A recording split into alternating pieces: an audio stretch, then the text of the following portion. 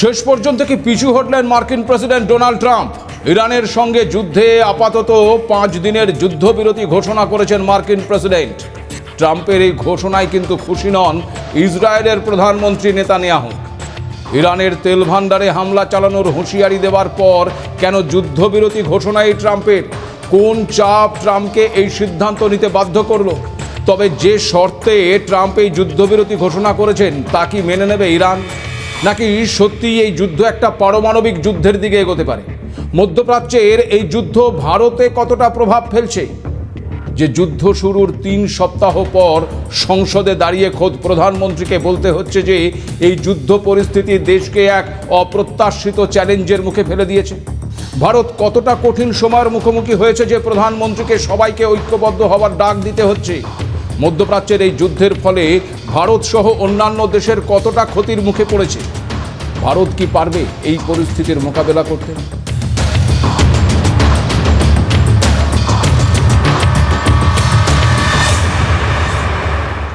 নমস্কার, আপনারা দেখতে শুরু করেছেন এডিটরস ডায়েরি। আমি ভাস্কর দত্ত আপনাদের আরও একটি নতুন এপিসোডে স্বাগত জানাই। ক্যালেন্ডার বলছে মধ্যপ্রাচ্যের যুদ্ধ 3 সপ্তাহ পেরিয়ে গেছে। যুদ্ধ পরিস্থিতি ক্রমাগত ভয়াবহ দিকে এগোচ্ছে।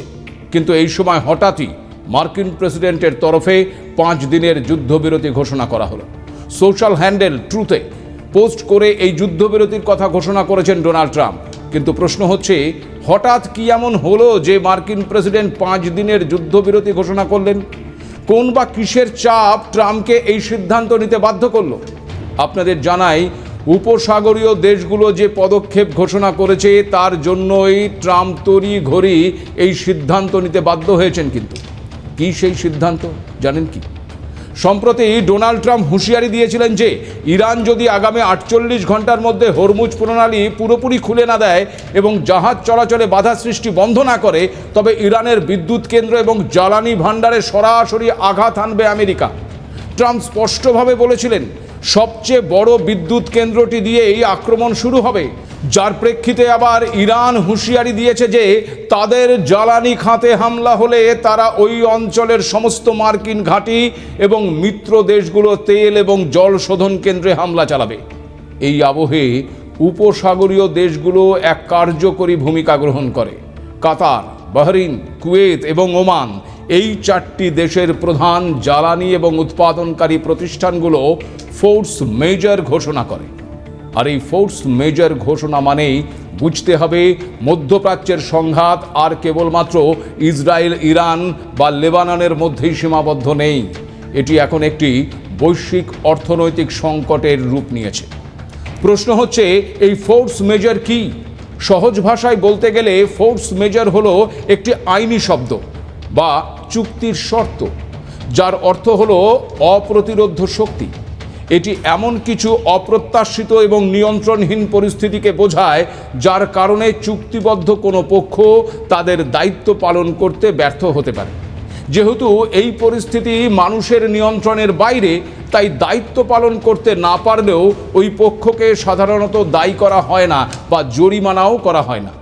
কাতার, বাহরিন, কুয়েত এবং ওমানের এই ফোর্স মেজর ঘোষণার পর উপসাগরীয় বাকি দেশগুলি যেমন সৌদি আরব, সংযুক্ত আরব আমিরশাহীও সেই পথে হাঁটতে পারে বলেই মনে করা হচ্ছিল। উপসাগরীয় দেশগুলো যদি একযোগে এই পদক্ষেপ নিত তাহলে সরবরাহ শৃঙ্খল মারাত্মকভাবেই ক্ষতিগ্রস্ত হবার আশঙ্কা ছিল। এই পরিস্থিতি তৈরি হলে আমেরিকা ইরানের বিরুদ্ধে তাদের সামরিক অভিযান পুনর্বিবেচনা করতে বাধ্য হবে বলেই মনে করা হচ্ছিল। বিষয়টা আরেকটু পরিষ্কার করে বলি, তাই তো? তাহলে বুঝতে পারবেন যে গোটা বিষয়টা ঠিক কোন দিকে যাচ্ছে। যে দেশগুলো ইতিমধ্যেই এই ফোর্স মেজর ঘোষণা করেছে তার মধ্যে রয়েছে কাতার। এই কাতার বিশ্বের অন্যতম তরলীকৃত প্রাকৃতিক গ্যাস বা এলএনজি রপ্তানিকারক দেশ। এবার কাতার যদি গ্যাস সরবরাহ করতে না পারে তবে ইউরোপ এবং এশিয়ার বিদ্যুৎ উৎপাদন এবং শিল্প কারখানা স্থবির হয়ে পড়বে। আর ফোর্স মেজর ঘোষণার কারণে এর জন্য কাতারের ওপর কোনো জরিমানাও করা যাবে না। আবার কুয়েত এবং ওমান তেল সরবরাহ বন্ধ করে দিলে বিশ্ববাজারে তেলের দাম ব্যারেল প্রতি $200 ছাড়িয়ে যেতে পারে। বাহরিন একটি প্রধান আর্থিক এবং বাণিজ্যিক হাব। এখানে ফোর্স মেজর মানে পুরো অঞ্চলের ব্যবসা বাণিজ্যে স্থবিরতা। কিন্তু যেহেতু ফোর্স মেজর ঘোষণা করেছে, তাই এই দেশগুলোর সাথে অন্য যে দেশগুলোর চুক্তি রয়েছে তারা কিছুই করতে পারবে না। আবার চুক্তি ভাঙার জন্য জরিমানাও করা যাবে না, কারণ ফোর্স মেজর ঘোষণা করে কাতার বা কুয়েতের মতন স্থিতিশীল দেশগুলোর কোম্পানিগুলি এই ইঙ্গিতই দিয়েছে যে যুদ্ধের ঝুঁকি এখন অনিবার্য এবং নিয়ন্ত্রণহীন পর্যায়ে চলে গেছে। এটি মূলত আন্তর্জাতিক ক্রেতাদের প্রতি একটি আনুষ্ঠানিক বার্তা যে পরিস্থিতি আমাদের হাতের বাইরে, আমরা চুক্তি মতো পণ্য দিতে পারছি না। বুঝতে পারছেন তাহলে পরিস্থিতি কোন দিকে গড়িয়েছে? একটা ছোট্ট হিসেব দিই, তাহলে বিষয়টা বুঝতে পারবেন। এই যুদ্ধ শুরুর আগে হরমুজ প্রণালী দিয়ে প্রতিদিন প্রায় 135টি জাহাজ যাতায়াত করত। এই মুহূর্তে ইরান কার্যত ওই হরমুজ প্রণালী বন্ধ করে দিয়েছে, যার ফলে এখন মাত্র কয়েকটি জাহাজ চলাচল করতে পারছে। এই পথ বন্ধ হয়ে যাওয়ায় উপসাগরীয় দেশগুলোর ব্যাপক অর্থনৈতিক ক্ষতি হয়েছে। অনুমান করা হচ্ছে যে প্রতিদিন প্রায় 1,48,00,000 ব্যারেল তেল রপ্তানি না হয়ে মাঝপথেই আটকে থাকছে। সংঘাত শুরু হবার পর থেকে উপসাগরীয় দেশগুলোর $25 বিলিয়ন বেশি ক্ষতি হয়েছে। আর এই ক্ষতি শুধুমাত্র তেল রপ্তানি ব্যাহত হবার কারণে হয়েছে। এর মধ্যে ওই এলএনজি বা পেট্রোকেমিক্যালের ক্ষতি অন্তর্ভুক্ত নয়। তুরস্ক ভিত্তিক জ্বালানি গবেষণা কেন্দ্র টেসপামের সভাপতি ওগুঝান আকিনার বলেছেন, উপসাগরীয় দেশগুলোর মোট দৈনিক ক্ষতির পরিমাণ প্রায় $2.3 বিলিয়ন বলে অনুমান করা হচ্ছে। এই অবস্থায় যদি উপসাগরীয় সমস্ত দেশ এই ফোর্স মেজর ঘোষণা করত, তবে যে তা ট্রাম্পের উপর আরও চাপ সৃষ্টি করত তা বলাই যায়। পরিস্থিতি আঁচ করেই কি তবে মার্কিন প্রেসিডেন্ট এই 5 দিনের যুদ্ধবিরতি ঘোষণা করলেন? তবে এই যুদ্ধবিরতি ঘোষণা করলেও কিছু আলটিমেটাম এবং শর্ত দিয়েছেন ট্রাম্প। মার্কিন প্রেসিডেন্টের শর্তের মধ্যে রয়েছে ইরানকে 5 দিনের সময় দেওয়া হয়েছে যেন তারা হরমুজ প্রণালী পুরোপুরি খুলে দেয় এবং বাণিজ্যিক জাহাজের নিরাপত্তা নিশ্চিত করে। ট্রাম্প ইঙ্গিত দিয়েছেন যে এই 5 দিনের মধ্যে যদি ইরান আলোচনার জন্য ইতিবাচক সাড়া না দেয়, তবে তিনি পুনরায় সর্বশক্তি প্রয়োগ করবেন। আর এখানেই এই যুদ্ধবিরতির ভবিষ্যৎ নিয়ে প্রশ্ন ওঠা শুরু করেছে, কারণ ইরানের সংবাদ মাধ্যমগুলো ট্রাম্পের এই সিদ্ধান্তকে পিছু হটা হিসেবেই দেখছে। পাশাপাশি ইরান এখনই স্থায়ী কোনো চুক্তিতে পৌঁছবে কিনা তা নিয়ে কিন্তু যথেষ্টই সংশয় রয়েছে। অন্যদিকে আবার ইসরায়েলের প্রধানমন্ত্রী বেঞ্জামিন নেতানিয়াহু এই বিরতিতে কিছুটা অসন্তুষ্ট হয়েছেন বলেই জানা গেছে, কারণ তিনি ইরানের পারমাণবিক এবং সামরিক অবকাঠামো পুরোপুরি ধ্বংস না হওয়া পর্যন্ত অভিযান চালিয়ে যাওয়ার পক্ষে ছিলেন। ফলে ট্রাম্পের এই যুদ্ধবিরতি ঘোষণা কতটা কার্যকর হবে তা নিয়ে কিন্তু সংশয় থেকেই যাচ্ছে, যাকে কেন্দ্র করে তৈরি হচ্ছে নতুন আশঙ্কা। ইরান এবং ইসরায়েলের মধ্যে কি তবে পারমাণবিক যুদ্ধ তৈরি হতে পারে? যুদ্ধবিরতির বজায় থাকবে নাকি এই সংঘাত আরও ভয়াবহ দিকে যেতে পারে? কেন মধ্যপ্রাচ্যের এই সংঘাত ভারতকে অপ্রত্যাশিত চ্যালেঞ্জের মুখে ফেলে দিয়েছে বলে জানাচ্ছেন খোদ প্রধানমন্ত্রী নরেন্দ্র মোদী? কেনই বা যুদ্ধ শুরুর 3 সপ্তাহ পর সংসদে দাঁড়িয়ে প্রধানমন্ত্রী সংঘাত নিয়ে উদ্বেগ প্রকাশ করছেন? সব পক্ষকে ঐক্যবদ্ধ হবার কথা বলছেন। কতটা ক্ষতির মুখোমুখি ভারত? মার্কিন প্রেসিডেন্ট যুদ্ধবিরতি ঘোষণা করলেও সেই যুদ্ধবিরতি কতটা কার্যকর হবে তা নিয়ে কিন্তু ইতিমধ্যেই প্রশ্ন উঠছে, কারণ ইসরায়েল এই যুদ্ধবিরতির পক্ষে নয়, আবার ইরান ট্রাম্পের শর্ত মানবে না বলেই মনে করা হচ্ছে। এই আবহে হামলা পাল্টা হামলার পরিপ্রেক্ষিতে উঁকি দিচ্ছে কিন্তু পরমাণু হামলার আশঙ্কা, কারণ ইতিমধ্যে এই সামরিক ঘাঁটি, নৌজাহাজ এবং তেল ও গ্যাস শোধনাগারের ওপর যেমন হামলা চালানো হয়েছে, তেমন আবার ইরানের পারমাণবিক স্থাপনাগুলোকেও হামলার টার্গেট করা হয়েছে। ইসরায়েল প্রথমে ইরানের নাতাঞ্জ পারমাণবিক স্থাপনায় হামলা চালায়, আর এর পাল্টা হিসেবে আবার ইরান ইসরায়েলি শহর ডিমোনাকে লক্ষ্যবস্তু বানায়। আপনাদের জানাই, দক্ষিণ ইসরায়েলের নেগেভ মরুভূমিতে অবস্থিত এই ডিমোনা শহরে একটি বড় পারমাণবিক কেন্দ্র রয়েছে। খুব স্বাভাবিকভাবেই এই ঘটনায় সংঘাত পারমাণবিক যুদ্ধের দিকে এগোচ্ছে কিনা তা নিয়ে প্রশ্ন ওঠাও শুরু করেছে। আমেরিকা বারবার ইরানের পারমাণবিক কর্মসূচি নিয়ে প্রশ্ন তুলেছে, কিন্তু ইসরায়েলের পারমাণবিক অস্ত্র নিয়ে কোনো মন্তব্যই করেননি ডোনাল্ড ট্রাম্প। প্রশ্ন হচ্ছে, ইসরায়েল যে দেশটির কাছে একাধিক অত্যাধুনিক অস্ত্র রয়েছে, যে দেশটি আমেরিকা সহ বিভিন্ন দেশকে অত্যাধুনিক অস্ত্র বিক্রি করে, সেই ইসরায়েলের কাছে কি পারমাণবিক অস্ত্র আছে? দেখুন, এর উত্তরে বলতে হয় যে আনুষ্ঠানিকভাবে ইসরায়েলের কাছে একটিও পারমাণবিক বোমা নেই, যদিও দাবি করা হয় যে তাদের কাছে প্রায় 100টি ওয়ারহেড রয়েছে। ইসরায়েলের পারমাণবিক বোমার কাহিনীটি কি, চলুন তাহলে একটু বোঝার চেষ্টা করি। দেখুন, ইসরায়েল কখনোই তার পারমাণবিক অস্ত্রের কথা ঘোষণা করেন, তবে বলা হয় যে ইরানের কাছে অন্তত 100টি এবং সম্ভবত 200টি পর্যন্ত পারমাণবিক ওয়ারহেড রয়েছে। তাছাড়া ইসরায়েল কখনো পারমাণবিক পরীক্ষা চালিয়েছে কিনা তা কখনোই কিন্তু স্পষ্ট হয়নি। কিছু প্রতিবেদন দাবি করে যে 1979 সালে দক্ষিণ ভারত মহাসাগরে সন্দেহভাজন পারমাণবিক বিস্ফোরণটি একটি ইসরায়েলি পারমাণবিক পরীক্ষা হতে পারে, তবে এর সমর্থনে কোনো সুনির্দিষ্ট প্রমাণ পাওয়া যায়নি। ফলে ইসরায়েলের পারমাণবিক সক্ষমতা অস্পষ্ট। আরও একটি কারণ হলো ইসরায়েল পারমাণবিক অস্ত্র বিস্তার রোধ চুক্তি মানে এনপিটিতে স্বাক্ষর করেন।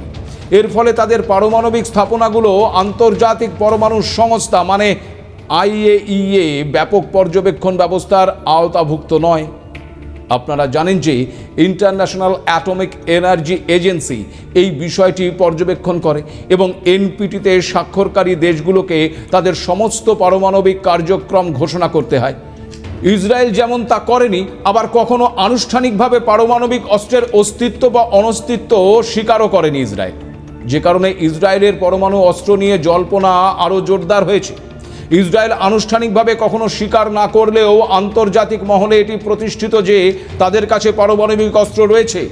তবে ইসরায়েলের সামরিক নীতি হলো এটি কেবল অস্তিত্ব রক্ষার শেষ উপায়। সাম্প্রতিক সময়ে হামাস হিজবুল্লাহর সাথে সংঘাত তীব্র হলেও তা কখনোই ওই ইসরায়েলের রাষ্ট্রীয় অস্তিত্ব পুরোপুরি বিলীন করে দেওয়ার মতন পর্যায়ে পৌঁছয়নি যে যেখানে তারা ওই পারমাণবিক অস্ত্র ব্যবহারের ঝুঁকি নেবে। কিন্তু বর্তমানে ইরান যে দক্ষিণ ইসরায়েলের নেগেভ মরুভূমিতে অবস্থিত ওই ডিমোনা শহরে হামলা চালিয়েছে, সেই ডিমোনা পারমাণবিক কেন্দ্রটি কিন্তু ইসরায়েলের গোপনীয়তা এবং নিরাপত্তার কেন্দ্রবিন্দু। অফিসিয়ালি এটি নেগেভ নিউক্লিয়ার রিসার্চ সেন্টার নামে পরিচিত হলেও সারা বিশ্বের কাছে এটি ইসরায়েলের পারমাণবিক অস্ত্র তৈরির প্রধান আধার হিসেবেই পরিচিত। পারমাণবিক বোমার কথা স্বীকার না করলেও ইসরায়েল 1960-এর দশক থেকে এই ডিমোনা রিঅ্যাক্টর পরিচালনা করছে। একে বলা হয় নিউক্লিয়ার অ্যাম্বিগিউটি। ডিমোনা কেন্দ্রটি এই নীতির মূল স্তম্ভ। 1986 সালে ডিমোনার প্রাক্তন টেকনিশিয়ান মার্দোকাই ভানুনু ব্রিটিশ সংবাদ মাধ্যম দ্য সানডে টাইমসের কাছে এই কেন্দ্রের গোপন ছবি এবং তথ্য ফাঁস করে দেন। আর তখনই বিশ্ব প্রথম নিশ্চিতভাবে জানতে পারে যে ইসরায়েল কেবল গবেষণা নয়, বরং বড় আকারে পারমাণবিক অস্ত্র তৈরি করছে। উত্তেজনা বাড়লে বড় ধরনের আঞ্চলিক সংঘাত হতে পারে, কিন্তু সরাসরি পারমাণবিক যুদ্ধের সম্ভাবনা এই মুহূর্তে যথেষ্টই কম।